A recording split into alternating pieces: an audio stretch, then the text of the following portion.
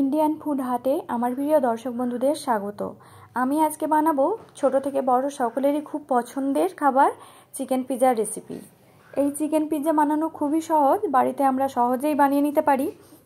আমি এখানে ইস্ট ছাড়া, ওভেন ছাড়া প্যানের মধ্যে এই পিৎজা করে আপনাদের দেখাবো। আশা করছি রেসিপিটি আপনাদের ভালো লাগবে। চলুন তাহলে শুরু করি। চিকেন পিৎজা বানানোর জন্য আমি এখানে নিয়ে নিয়েছি 200 গ্রাম বোনলেস চিকেন। এখন এই চিকেনের মধ্যে দিয়ে দিচ্ছি 1 টিস্পুন ভিনিগার, 1 টিস্পুন আদা রসুন বাটা, হাফ চা চামচ গোলমরিচের গুঁড়ো, হাফ চা চামচ লঙ্কা গুঁড়ো, হাফ চা চামচের মতো নুন দিয়ে দিচ্ছি। আপনারা আপনাদের স্বাদ অনুযায়ী নুন দিয়ে দেবেন। এরপর ওর মধ্যে 1 টেবিল চামচ টক দই দিয়ে ভালোভাবে মিশিয়ে নিচ্ছি। চিকেনকে এভাবে ম্যারিনেট করে 15 থেকে 20 মিনিটের জন্য রেস্টে রেখে দেব। চিকেনে ভালোভাবে মশলা মেশানো হয়ে গেছে। এখন একে ঢাকা দিয়ে এক সাইডে রেখে এই সময়ে আমরা ময়দা মেখে নেব। তার জন্য একটি বোলের মধ্যে নিয়ে নিলাম 1 কাপ ময়দা, দিচ্ছি স্বাদ মতো নুন এবং 1 চা চামচ চিনি। নুন ও চিনিকে ময়দার সাথে ভালোভাবে মিশিয়ে নেব। মেশানো হয়ে গেলে ময়দার মাঝে এইভাবে ফাঁকা করে নেব। এইভাবে ফাঁকা করে নিয়ে এর মাঝে আমরা টক দই দিয়ে দেব। দিচ্ছি 1/3 কাপ টক দই। এই টক দইয়ের উপরে দিয়ে দিচ্ছি 1 চা চামচ বেকিং পাউডার আর হাফ চা চামচ বেকিং সোডা। এগুলোকে টক দইয়ের সাথে মিশিয়ে নিচ্ছি। এগুলোকে টক দইয়ের সাথে মিশিয়ে নিলেই কিছুক্ষণের মধ্যেই দেখবেন টক দইটি ফার্মেন্ট হয়ে যাবে। এই বেকিং সোডা ও বেকিং পাউডারকে ভালোভাবে টক দইয়ের মধ্যে মিশিয়ে নিয়ে 10 মিনিটের জন্য ছেড়ে দেবেন। এই 10 মিনিটের মধ্যেই টক দইটি ভালোভাবে ফার্মেন্ট হয়ে যাবে।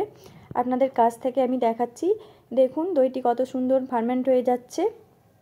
তারপর ময়দার সাথে দইটি ভালোভাবে মিশিয়ে নেব। এই ময়দা মাখতে একেবারে জলের ব্যবহার করব না, প্রয়োজন হলে অল্প পরিমাণে টক দই দিয়ে এটা মিশিয়ে নিতে হবে। ময়দাটি মাখতে মাখতে যখন দেখবেন হাতে চিটিয়ে যাচ্ছে, সেই সময় এর মধ্যে 2 চা চামচের মতো তেল দিয়ে মেখে নেবেন। এতে ময়দাটি আর হাতে জড়িয়ে যাবে না। আমরা এখানে একেবারে সফট ডো বানিয়ে নেব। এরকম সফট ডো বানিয়ে নেওয়ার পর একে একটি ফ্ল্যাট টাইপের পাত্রের মধ্যে নিয়ে ভালোভাবে মুথে নেব। ডোটিকে প্রায় এইভাবে 10 মিনিটের মতো মুথে নিতে হবে, তাহলেই দেখবেন ডোটি একেবারে সফট হয়ে যাবে। 10 মিনিট আমরা ডোটিকে মুথে নিয়েছি।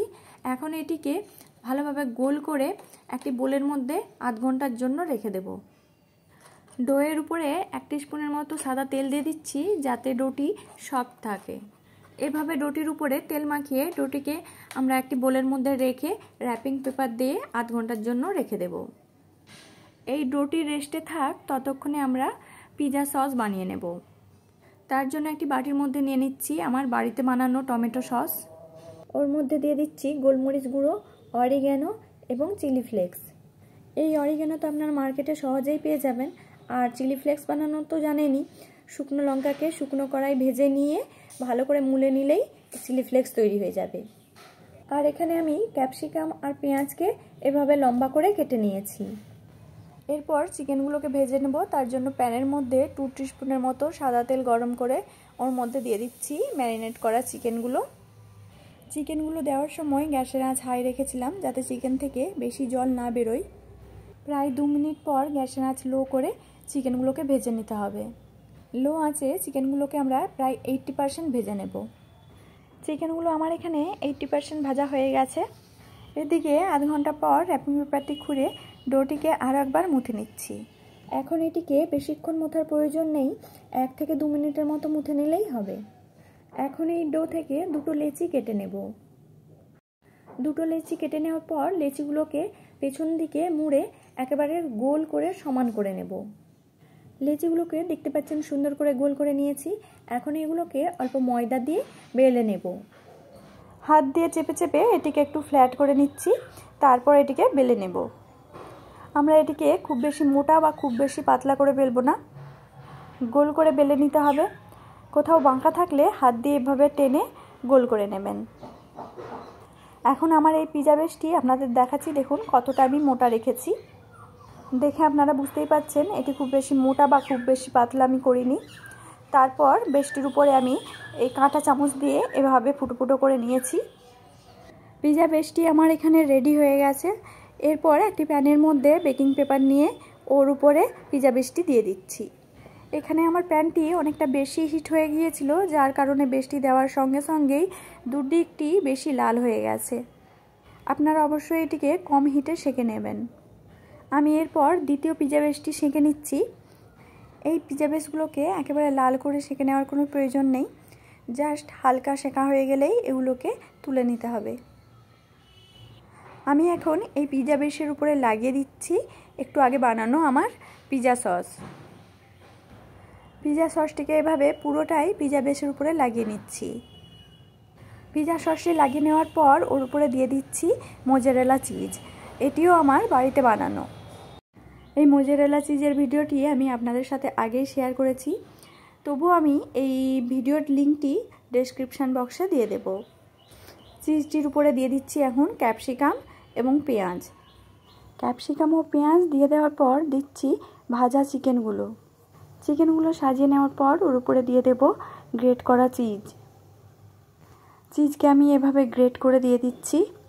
আমার চিজ খেতে ভালো লাগে, তাই অনেকটা পরিমাণে আমি চিজ গ্রেট করে দিয়ে দিলাম। এখন চিজের উপরে দিয়ে দিচ্ছি সামান্য একটু গোলমরিচ গুঁড়ো, সামান্য অরিগ্যানো এবং সামান্য চিলি ফ্লেক্স। এরপর এটিকে প্যানে বেকিং পেপারের উপরে দিয়ে দিচ্ছি। লো আঁচে ঢাকা দিয়ে একে 10 থেকে 15 মিনিটের জন্য হতে দেব।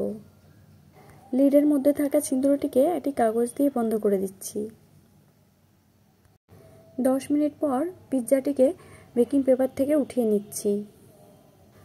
দেখতে পাচ্ছেন কত সুন্দরভাবে এই চিকেন পিৎজাটি রেডি হয়ে গেছে। আপনারাও এত সহজে এই চিকেন পিৎজা বাড়িতেই বানিয়ে নিতে পারেন।